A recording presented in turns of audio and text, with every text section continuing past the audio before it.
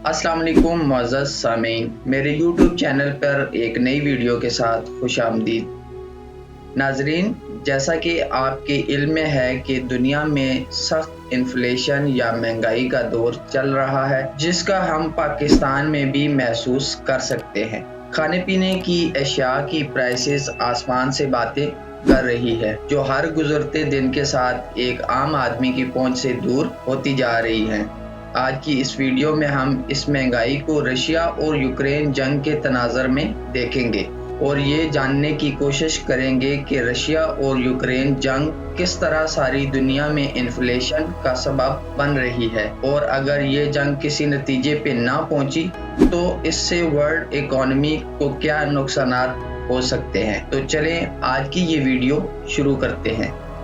जब दिसंबर 2019 में कोविड-19 या कोरोना वायरस फैलना शुरू हुआ तो माहिर माशियात ने दुनिया को 3 तरह की मुश्किलात का सामना करने की पेशगोई की, जिसमें एक तो वायरस, दूसरा ग़ज़ाई बहरान और तीसरा आलमी कसाद बाज़ारी थी, यानी दुनिया में लोगों के कारोबार बहुत कम या ख़त्म हो जाएंगे।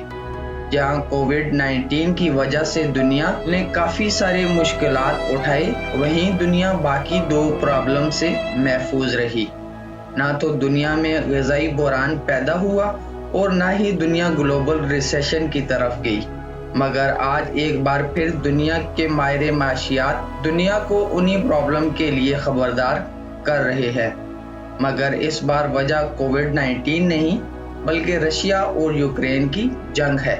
सबसे पहला सवाल तो ये बनता है कि रशिया और यूक्रेन से सप्लाई चेन में खलल आलमी मार्केट को क्यों मुतासर करेगा। तो इसका जवाब ये है कि रशिया दुनिया में सबसे बड़ा नेचुरल गैस का एक्सपोर्टर, दुनिया में दूसरा बड़ा ऑयल का एक्सपोर्टर और दुनिया में तीसरा बड़ा कोल एक्सपोर्टर है। लिहाजा तवानाई के आलमी फराहमी में रशिया का बड़ा किरदार है, खासकर यूरोप में, जहां रशिया की नेचुरल गैस का 40% यूरोप इस्तेमाल करता है और तकरीबन 80% रशियन कोल यूरोप में यूज किया जाता है। गंदम की आलमी फरहमी में रशिया का हिस्सा 11% बनता है। इसके अलावा तांबे और एल्युमिनियम के टोटल यूज का 10वां हिस्सा भी रशिया से ही एक्सपोर्ट होकर बाकी दुनिया में पहुंचता है।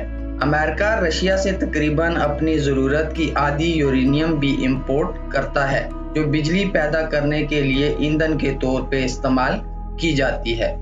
रशिया और यूक्रेन मिलकर दुनिया में एक्सपोर्ट होने वाली गंदम का 25% से ज़्यादा, मकई का 6वां हिस्सा, जौ का 1/3 और सूरजमुखी के तेल या बीज का तकरीबन 80% पैदा करते हैं। जब कोविड-19 से दुनिया ने रिकवर किया तो एकदम से एशिया की तलब में इजाफा होना शुरू हुआ, जिसकी वजह से एशियाई ज़रूरत की चीज़ें महंगी होना शुरू हुई। साथ ही रशिया और यूक्रेन की जंग ने सूरत हाल को मजीद संगीन कर दिया। मजबूरी तौर पर अब एशियाई खुर्दनोश की चीज़ों के रेट 2022 के शुरू से 26% ज़्यादा हैं। अमेरिका की तरफ से रशियन ऑयल पर पाबंदी की वजह से क्रूड ऑयल $139 फी बैरल तक पहुंचा, जो आजकल $120 फी बैरल के आसपास है। और अगर अमेरिका की जानिब से नाफिज करदा ऑयल पे पाबंदियां पूरी अमल में लाई जाएं तो ये ऑयल $200 फी बैरल तक जा सकता है। दूसरी साइड पे गंदम की फराहमी में रुकावटों की वजह से गंदम की प्राइसेस ऊपर जा रही है और साथ ही सूरजमुखी और सब्जियों के तेल के मुतबादिल के तौर पर खजूर और सोयाबीन के तेल की कीमतों में भी इजाफा हो रहा है। दुनिया की 400 से ज़ायद ब्रांड और उनकी आउटलेट ने रशिया में अपना कारोबार बंद कर दिया है। ताहम ये वाज़ेह हो चुका है कि रशिया यूरोपियन तैयारशुदा सामान के बगैर तो रह सकता है, मगर बाकी दुनिया के लिए रशियन खाम माल के बगैर जिंदा रहना काफ़ी मुश्किल काम है। यही वजह है कि रशियन खाम माल पे उस तरह पाबंदियां नहीं लगाई गई जिस तरह यूरोप अमेरिका ने अपनी प्रोडक्ट को रशिया में इस्तेमाल होने से रोका है। रशिया ने खबरदार किया है कि अगर यूरोप ने ऐसा ही बर्ताव रखा तो रशिया यूरोप की नेचुरल गैस, कोल और ऑयल वगैरह की सप्लाई बंद कर देगा, और अगर रशिया ऐसा करता है तो यूरोप के लिए ये अच्छी खबर नहीं होगी। रशिया एक दिन में तकरीबन 7 से 8 मिलियन बैरल ऑयल बाकी दुनिया को एक्सपोर्ट करता है और बाकी दुनिया के लिए ये पॉसिबल नहीं है कि वो रशिया के इस ऑयल की कमी कहीं और से पूरी करे। यही वजह है कि रशिया की मईशत जंग के बावजूद भी उतनी डिस्टर्ब नहीं हुई, जबकि बाकी दुनिया में इस जंग के असरात वाज़ेह हैं।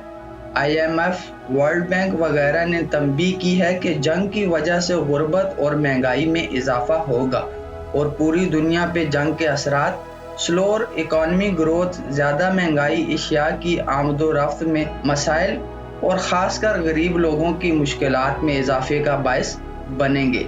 अगर हम अपने मुल्क पाकिस्तान की बात करें तो हमारे मुल्क के हालात पहले ही अच्छे नहीं हैं। पाकिस्तान को हमेशा की तरह अपना कर्ज उतारने के लिए डॉलर्स की अशद ज़रूरत है, जिसके लिए IMF की सख्त शराइत पे पाकिस्तान कर्ज ले रहा है। साथ ही में हमारे रुपए की कदर में कमी की वजह से हमें मुश्किलात का सामना है। दूसरा, पाकिस्तान ऑयल और बहुत सारी खाने पीने की अशिया बाहर ममालिक से इंपोर्ट करता है, जिसकी वजह से बाहर ममालिक में महंगाई का डायरेक्ट असर पाकिस्तान पे पड़ता है। हमारे मुल्क में वसाइल होने के बावजूद हम अपनी ज़रूरत की गंदम तक पैदा नहीं कर सकते। इन्हीं वजूहात की बिना पर हम ये कह सकते हैं कि आने वाले वक्त में फ्यूल प्राइसेस और साथ ही साथ एशियाई खुर्दनोश की प्राइसेस भी और ऊपर जाएंगी और पाकिस्तान और पाकिस्तानी अवाम को मुश्किलात का सामना करना पड़ेगा। सो मुअज़्ज़ज़ सामीन, आज के लिए बस इतना ही। अल्लाह से दुआ है कि मुश्किल वक्त में हमें एक दूसरे की मदद करने की तौफीक अता फरमाए। आमीन। Take good care.